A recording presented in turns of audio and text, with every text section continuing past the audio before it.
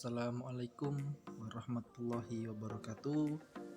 Selamat pagi, salam sejahtera untuk kita semua.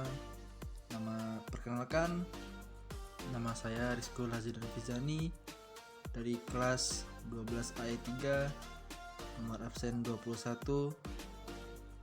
Di sini saya akan menerangkan materi pembelajaran kolaboratif kelas maya atau daring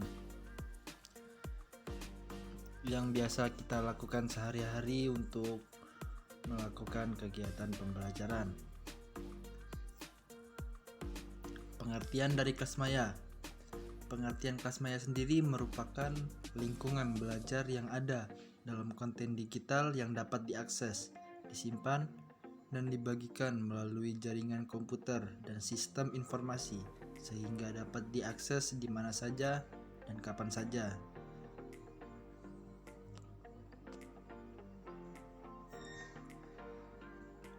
Kelas maya sendiri memiliki tujuan, yakni tujuan dari kelas maya adalah untuk membuat kegiatan pembelajaran yang bisa berlangsung kapan saja dan di mana saja dengan menghemat waktu dan juga biaya. Meningkatkan keterampilan pemakaian teknologi IT menjadikan lebih kreatif sekaligus menambah minat belajar para siswa. Kemudian perangkat lunak untuk pembelajaran kolaboratif daring. Pembelajaran kolaboratif daring sendiri merupakan kegiatan beranggotakan pendidik dan peserta didik sekolah-sekolah yang saling bermitra dari berbagai wilayah negara dalam kelas maya atau cyber classroom yang dibangun bersama dalam bentuk website. Pemanfaatan kelas maya juga.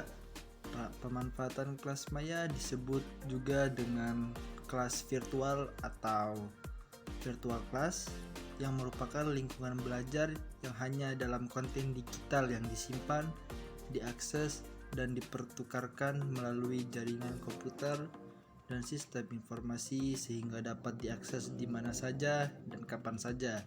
Selain digunakan untuk proses pendidikan jarak jauh atau distance education, sistem tersebut juga dapat digunakan sebagai tambahan atau penunjang dalam kelas tatap muka. Aktivitas sistem kelas maya. Secara umum, kegiatan belajar yang dilaksanakan oleh siswa dalam kelas maya dapat digambarkan menjadi beberapa, yakni siswa kelas dengan jadwal tertentu. Siswa tersebut khusus disediakan untuk pembelajaran secara virtual, sehingga pada kelas telah dilengkapi dengan pengeras suara, LCD proyektor, komputer, mikrofon, dan beberapa kamera pengawas. Alat-alat tersebut terhubung melalui jaringan komputer milik guru atau pengajar. Dan kemudian ada interaksi antara guru dan juga siswa yang dilakukan di tempat terpisah dengan syarat waktu kelas tatap dan disepakati bersama antara siswa dan juga guru. Dan kemudian siswa yang berada di kelas mengikuti presentasi melalui website kelas maya yang juga menampilkan wajah guru. Jika ada pertanyaan, maka siswa tinggal maju ke depan dan bertanya melalui mikrofon yang tersedia.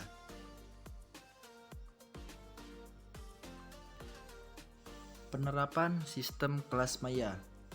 Beberapa hal yang perlu diperhatikan dalam penerapan kelas maya adalah yang pertama, ketersediaan perangkat keras dan perangkat lunak pendukung yang dibutuhkan.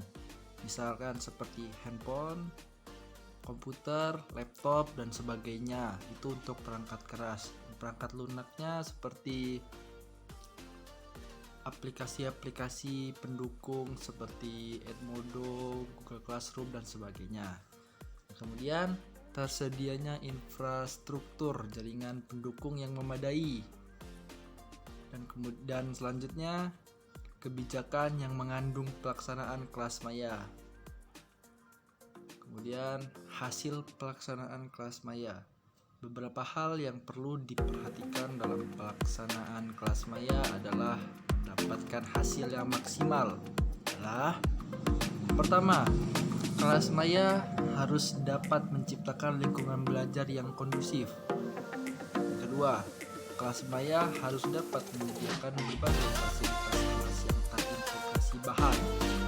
Ini bahan ajar, rencana pembelajaran, tugas-tugas dan penilaian hasil belajar, dan dapat mengukur pencapaian kompetensi siswa.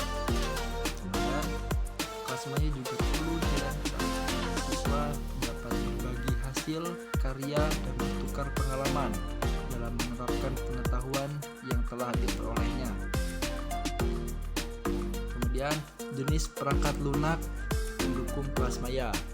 Ada beberapa jenis perangkat lunak pendukung kelas maya, yakni yang pertama, Learning Management System atau LMS.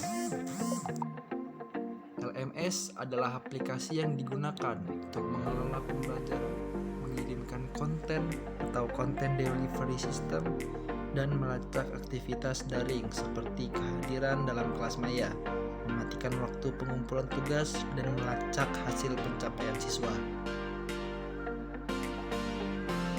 Yang kemudian, selain ada LMS, ada juga Learning Content Management System atau LCMS. Ini yang merupakan aplikasi yang digunakan untuk mendaftar, menyimpan, menghubungkan, mengelola, dan mempublikasikan konten pembelajaran untuk menyampaikan melalui web, bentuk cetak ataupun CD.